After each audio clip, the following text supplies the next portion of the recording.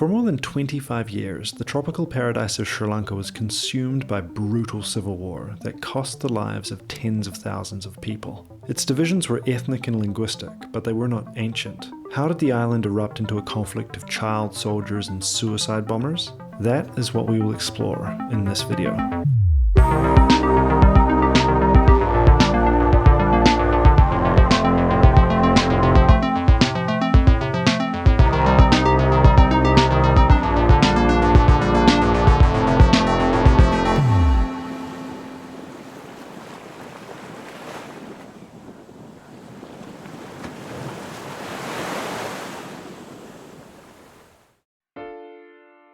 During these videos, I'm going to be telling two stories. The history of the island and how that led to where it is now, alongside the story of my own travels in Sri Lanka in July and August 2022. But first, let's quickly revise what we talked about in the first video. The two largest ethnic groups of Sri Lanka are the Sinhalese and the Tamils. The Sinhalese have been the majority for most of the past 2,000 years, but there have been some significant number of Tamils living here for at least 700 years. By all accounts, by the end of the 19th century, Buddhism in Sri Lanka was in a bad state. Buddhism had more or less been extinguished in India for more than 1,000 years, and on the island it had lost a lot of followers to Christianity, thanks to the advantages that Christians had under the Europeans. Ceylon's temples were crumbling. Their Buddhism had been diluted by centuries of mixture with Hindu practices. Then, in May 1880, the island was visited by a rather interesting American. He had been a farmer, journalist, soldier in the American Civil War, insurance lawyer, and then commissioner in the investigation of the assassination of Abraham Lincoln. And he was a spiritualist. Now, you may not have heard of spiritualism, but in the late 19th century, it was the hot new religion. Spiritualism is based on the belief that the spirits of the dead can communicate with the living. By 1897, spiritualism was estimated to have around 8 million followers in the US and Europe, mostly among the middle and upper classes. Professional spiritualists toured America doing seances that put the middle classes in contact with their dead children, or whoever they wanted to talk to beyond the grave, as well as doing hypnosis and levitation. To its most serious adherents, however, it was the emerging global religion that was going to subsume all the other religions inside of it. Beyond Christian mysticism, many of the leading spiritualists became fixated with the religions of the Orient. For example, Buddhism. So this guy Olcott looks around him in Ceylon, sees Buddhism crumbling. Within 2 weeks, he took the Buddhist precepts and became formally Buddhist. He supported the building of Buddhist schools and funded Buddhist teachers. Every history I've read stresses the importance of the arrival of this strange American to the revival of Sri Lankan Buddhism. This American inspired a generation of Sri Lankan Buddhist intellectuals and equipped them with techniques of modern organization and mobilization. Now, Olcott's secretary and translator was Anagarika Dharmapala. This man is still revered in Sri Lanka. His statue is everywhere, and almost every town in the Sinhalese areas has a road named after him. He turned Olcott's vision of a universal Buddhism into a highly politicized nationalist xenophobia. And this is why it is important. It was Dharmapala who at the end of the 19th century identified the Sinhalese with their Buddhism. To be Sinhalese was to be Buddhist. And the Tamils, the island's second biggest ethnic group, were not Buddhist. They were Hindu, or Christian, or sometimes Muslim. In this new narrative, it was the Tamils who were the eternal enemies. The past was simple. None of the intertwining and cross-pollination between the Tamil and Sinhalese, Buddhist and Hindu worlds that was the historical reality of the island. Some examples of this messiness. The Kandians have long been considered the archetypal Sinhalese who had resisted the Europeans for centuries without being conquered. They had kept the pure Sinhalese traditions. It was their dynasty that pledged to defend Buddhism officially and make it the state religion. Well, the Kandian ruling dynasty who made that pledge was actually Hindu from South India, who had come to Kandy through marriage, the exact same dynamic of royal intermarriage that existed in Europe for centuries. Despite being Hindu, the Kandian kings enthusiastically supported Buddhism and essentially kept it going on the island. This intertwining between the two communities was ignored by Dharmapala.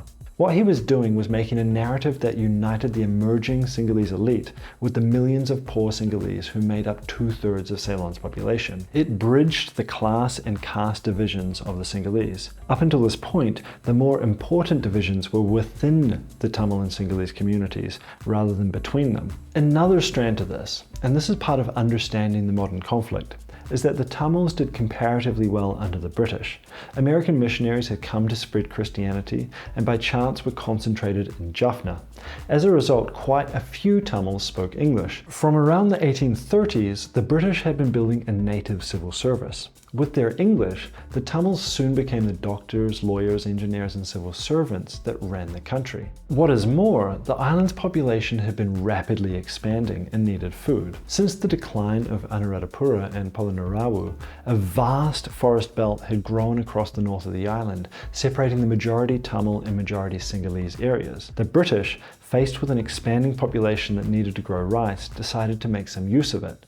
They chopped down the trees, rebuilt the irrigation, and moved in settlers. By one estimate, a quarter of the island's population moved from the Sinhalese majority wet zone into the newly useful and previously Tamil-dominated dry zone. This was probably necessary. You need to feed people somehow, but it was significant because it was bringing Sinhalese into Tamil areas. The Tamils saw this as an invasion of their lands by stealth, and it brought the Tamil and Sinhalese areas into direct contact with one another. So by the early 20th century, the super politicized version of Buddhism was on top, and Buddhism was at the heart of the Sinhalese national awakening. By the time he died in 1933, Dharmapala had almost single-handedly created a self-portrait for the Sinhalese as a chosen people situated on their island paradise since time immemorial, and fixed it in the popular imagination. The positive spin on this is that the Sinhalese Buddhist community was becoming more confident in their identity vis-a-vis the more advanced Europeans. So that is also true to an extent. So to summarize, up until this point, ethnicity had not been a major divider. Religion and especially caste were much more so. But now we have an emerging ethnic Sinhalese nationalism for the first time, identified especially with Buddhism, overrepresentation of Tamils in the colony's government positions, and increased geographical proximity between Tamils and Sinhalese. The seeds of division had been sown. The pressure was building, and this was going to really heat things up. In the last video, I was on my way to Galle to watch a game of cricket, until I got caught up in an anti-government protest. Still, I enjoyed an afternoon of cricket where the ground rang with the sounds of the protests outside and supporters looked down from a stand named after the president's brother. Now, Sri Lanka were playing Australia, and as a New Zealander, I'm born with a contractual obligation to support anyone playing Australia, so the next morning I made sure to dress for the occasion.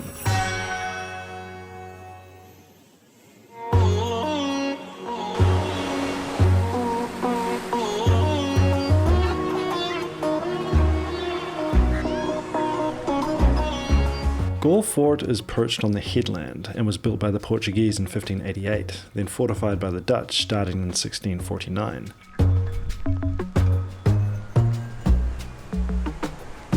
Its streets are filled with restaurants and hotels, and also ordinary people's homes, although I was told that the inside of the fort is the most expensive real estate in all of Sri Lanka.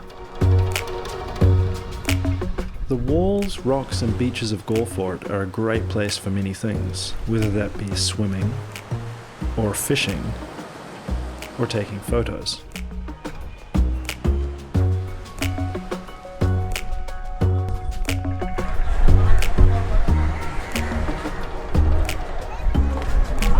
From the walls of the fort you can watch the game as well, or indeed protest against your government's economic policies.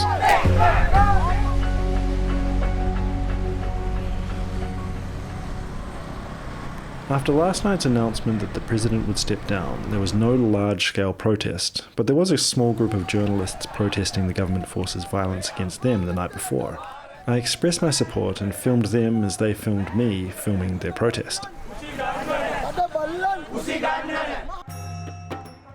Now, for the uninitiated, cricket can be a fairly impenetrable sport. The guy throwing the ball, which is called bowling, is trying to get out the guy holding the bat, who is trying to score points, called runs, by hitting the ball and running between the two ends, one run each circuit they complete.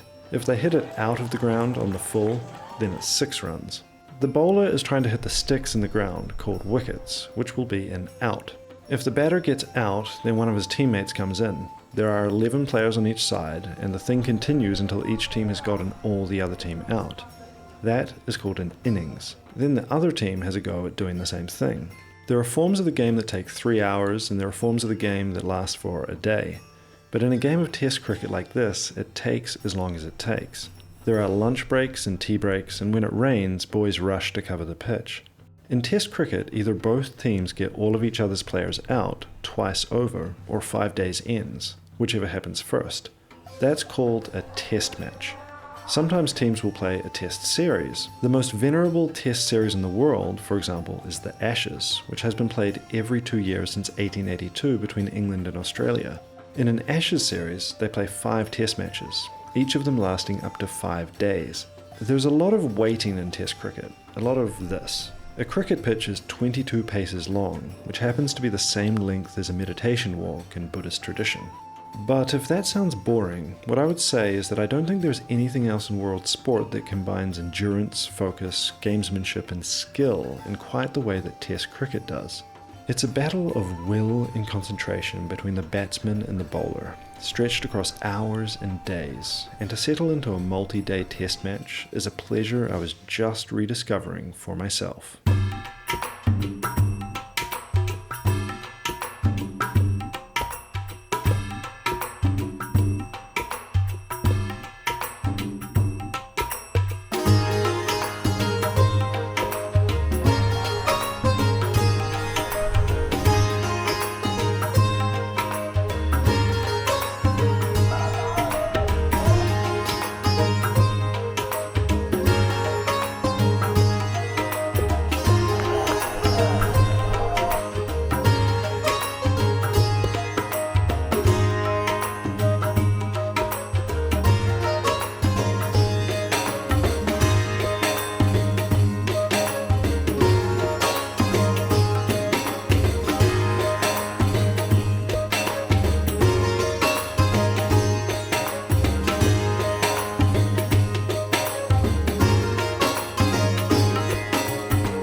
As Sri Lanka played their way back into the game, their batsmen refusing to concede, the crowd swelled and got more rowdy, and on the walls of the fort where the day before there had been protesters, fans watched the game. Sri Lanka has played cricket for a long time. In 1996, Sri Lanka even won the Cricket World Cup. When Indian fans realised who they were losing to, they set fire to their seats. Well, we're talking cricket, how important the toss is. I met this guy, Percy Abhiyasekera. He's Sri Lanka's most famous cricket fan. Sri Lanka is so cricket mad that, as a brand ambassador, he is paid to go around the world watching the Sri Lankan cricket team. It's his full-time job to be a fan. I even made it on TV. Cricket in Sri Lanka is also pretty ecumenical. Muralitharan, maybe the best spin bowler in cricket history, is a Tamil, though it's true that up north they don't support the national team quite so much, for reasons that will soon become obvious. It was Sunday evening, and Galle was ending its week, and what a week it had been. Sri Lanka's president has agreed to resign. Undeterred by tear gas, Gotabaya Rajapaksa hanged in effigy. The demonstrators stormed into the president's official residence in Colombo.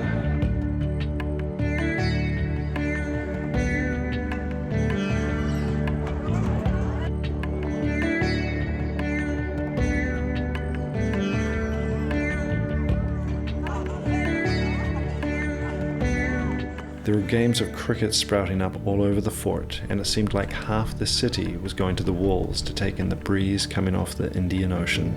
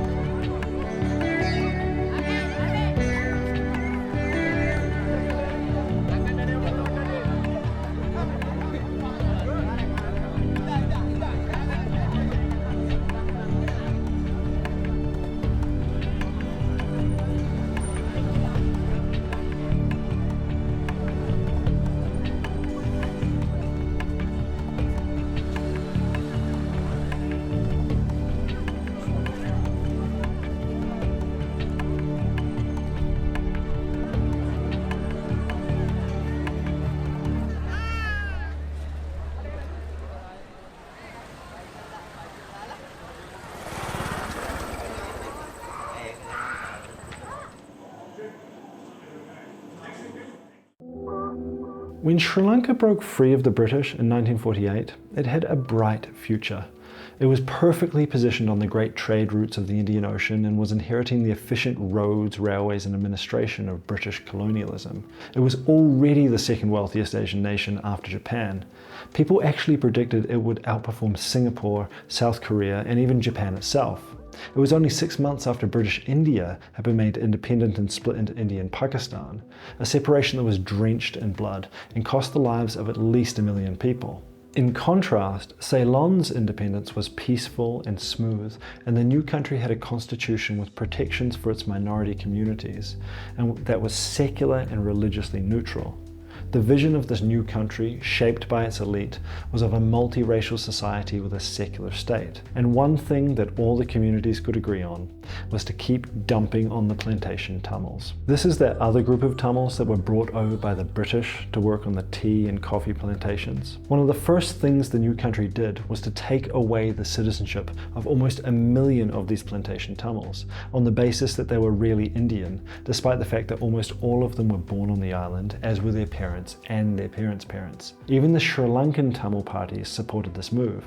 The plantation Tamils, after all, were their own caste. Almost 500,000 were sent home to India, a place neither they nor their parents had ever known. Was this new consensus around a secular state and multiracial society sustainable? Sri Lankan politics was run by the English-speaking urban elites of the colonial period and ignored the vast mass of rural, lower middle-class Sinhalese who were the majority. From their perspective, what was the point of independence from Britain if their culture, traditions and language were not going to define the public space? This cosmopolitan liberal parliamentary state wasn't the new dawn that they were promised, and in terms of emotional appeal, it didn't stand a chance compared to the identity that had been whipped up by Dharmapala and the others. The problem was that this mass culture, as it had been developed by Dharmapala, was exclusionist and zero-sum. The next big year was 1956, the 2,500th anniversary of Buddha's death, and 2,500 years also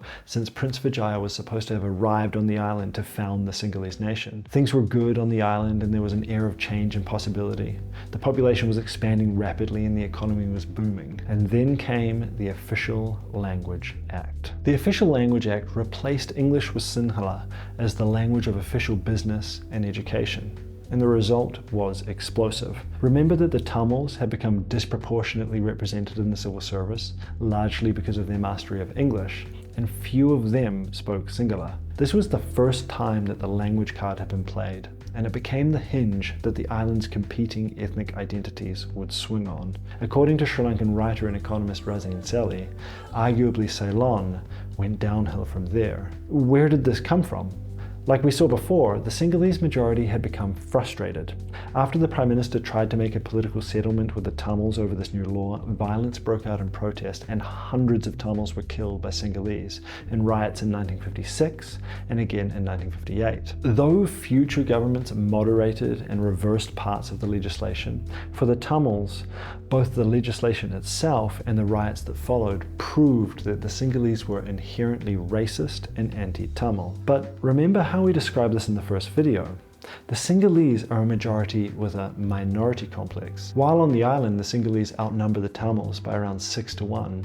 In South Asia, they are outnumbered by Tamil speakers 4-1. The language issue cut across class interests and was deeply attractive to the Sinhalese working classes and peasantry, and therefore Sinhalese politicians who would like to harness that. Author Gordon Weiss argues that it wasn't inevitable that the Tamil-Sinhalese split was going to be the important one.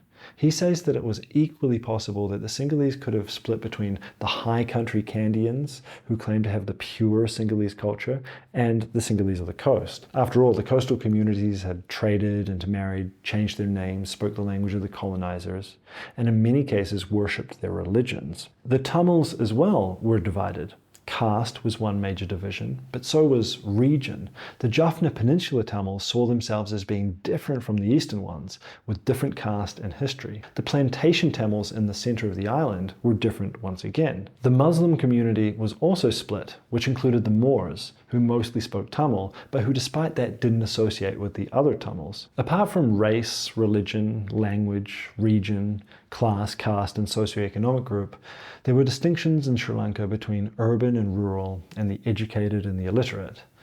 But ultimately, it all came down to the identities of the Sinhalese against the Tamils.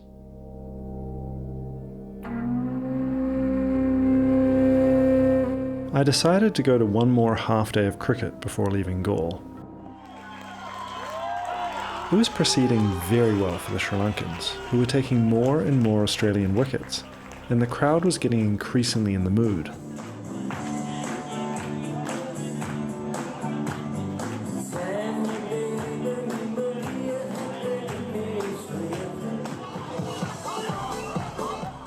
But eventually, I had to leave and cross the road to the train station.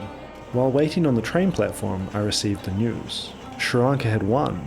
They had beaten Australia by an innings and 39 runs. Make sense of that, non-cricket fan. I was taking the evening train east. This corner of Sri Lanka is the Sinhalese heartland, the most traditional Sinhalese region of the island, and it is where the events of the next video will take place. It was rush hour, but at least the ride came with in-flight entertainment.